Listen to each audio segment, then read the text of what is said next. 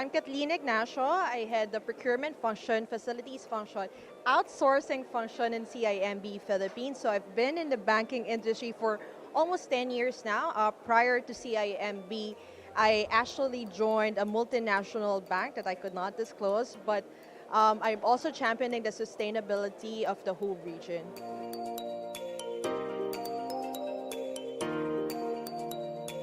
I think it's really a balance, Aura, in terms of what the business can do, what the market is, where the complexities are. It's really a balance between regionalization, globalization, and localization. It's very difficult to say that regionalization is just the key, but it's one of the things that should be considered when you're looking at the market, looking at the supply chain base, and also looking at your consumers and what they need, and for you to adapt to those changes.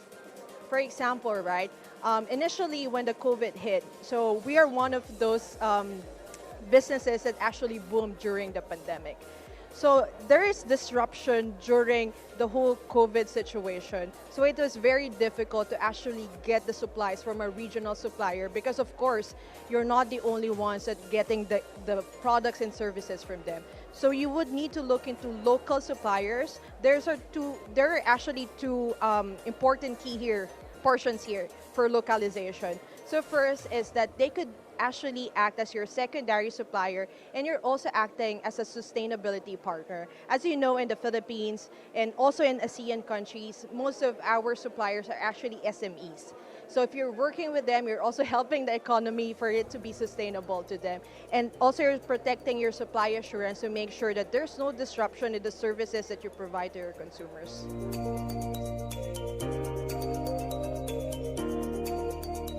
Of course, as I mentioned, localization, keep saying it, but there's also risks. Of course, one of them and the most common is actually lower leverage. In terms of the volumes are very low as compared in when you regionalize, when you centralize, when you globalize. So there's a disadvantage of having to pay higher rates, and so that is something that you should look into because sometimes, again, the supplier relationship can also be different from different types of services. So you have to run into the risk of paying more but assuring that the supplies will be there to make sure there's no disruption in your operations.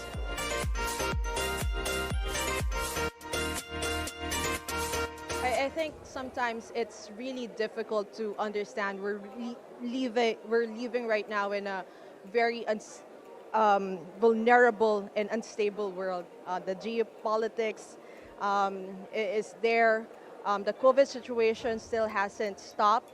So the thing that we could do is really be creative and innovative. So how do we do this? So first and foremost, this is something that has changed throughout the years. So initially, we're also trying to, the supplier and the buyer relationship has changed. So initially, it's all about bringing the cost down. You do this for me. You're the supplier. I'm your boss. I should be the one that you should always listen to. But that has changed. So now we're moving into partnership, building supplier enrichment, trying to get the maximum capabilities from your supplier. So it's a two-way conversation now rather than me saying, this is what you need to do, this is what you should do, but it's more of collaboration with the supplier because at the end of the day, you really depend on them, and that's something that we realized during this pandemic, how important the role of our third parties are.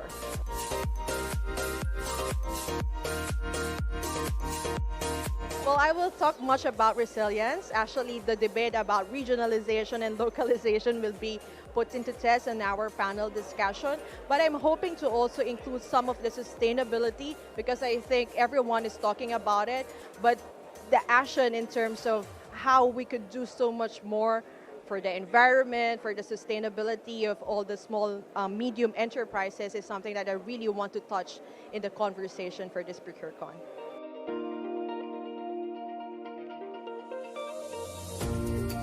First and foremost is the people.